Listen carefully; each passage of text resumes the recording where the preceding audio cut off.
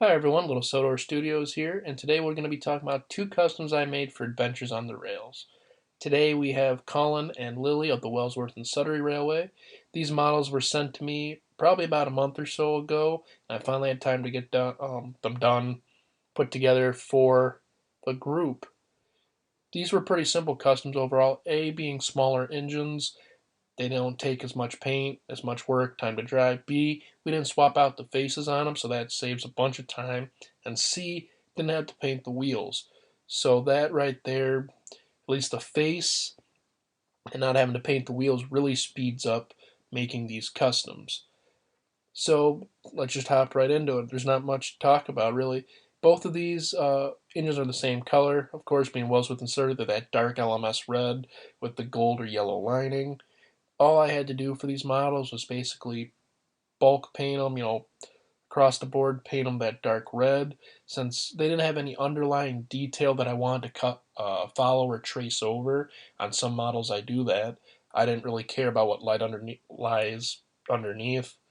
Basically made sure the side windows and the doors could still be seen, otherwise everything else was just painted over. After that, we did the lining. Collins is pretty simple. You just follow the edges of the saddle tank, and then on the side of the cab, you have the straight lines that come off the window, as well as the lines that go around the window. Now, since Bill or Ben, I can't remember which one we did, who we had as far as specifics, but their base model is obviously a lot different than Collins. So I had to take a little bit of liberty when we got around the cab with some of the detailing there to try to, make it accurate, make it look nice. I think it still turned out well. In truth, if you didn't want to buy a Wilbur model, cut off the middle wheel, Ben would be my choice to do that. The Wilbur model would be the other option, but that takes a lot more work, a lot more changing up to do. But using Ben works great. Uh, Black running board and the red buffer beams are pretty standard for what I do. Well, the black running board is more match the model, but the red buffer beams I always try to put in on the back of the cab and on the front. Again, the face wasn't changed. The face was a little dirty, so I tried to clean it up a little bit, best I could. And then we have the handrail that goes across to the saddle tank, which looks great. Moving to Lily. Lily took a little bit more. The Oliver model was a little bit more scratched up than the Bill or Ben model, so there was a lot more work to do. Usually, I don't like to paint the smoke box on the top of the cab. In this case, I had to. The damage sustained from the original model, making sure we cover all that up. And since obviously my paint is different than the factory's, it looks bad when you leave spots. Okay, if I patch it with my black paint, it stands out, especially on camera at certain angles. If it's very tiny, I tend not to paint the whole cab or smoke box, but in this case, they were big enough patches. I just painted them all over. Same with the coal bunker. Since we are talking about Lily's cab and smoke box, I'll jump back over to Colin's. Bill and Ben, of course, have that light gray top, so his Collins had to be painted black, of course. Moving back over to Lily, her lining was pretty basic as well. It's just, again, following around the side water tanks and then around the side window back under the coal bunker.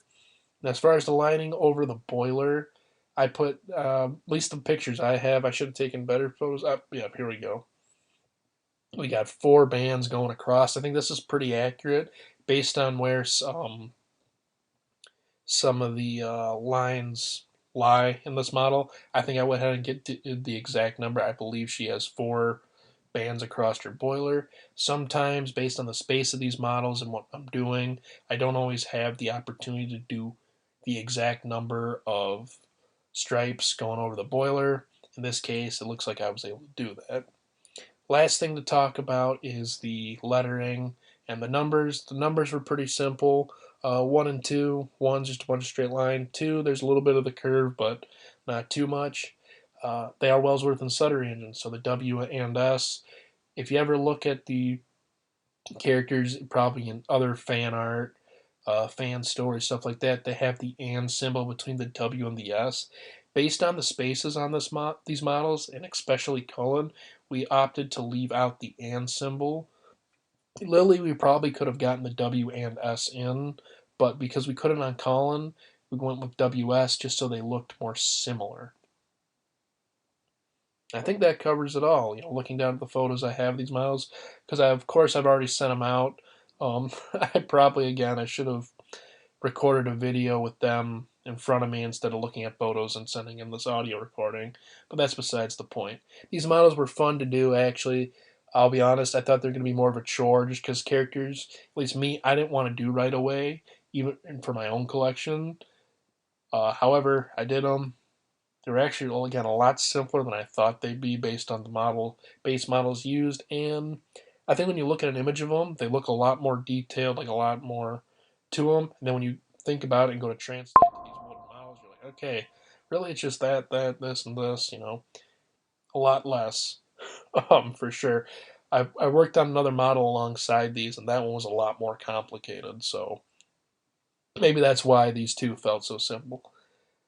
But I see I'm rambling. I can hear I'm rambling, so I'm going to go ahead and kind of end the video here.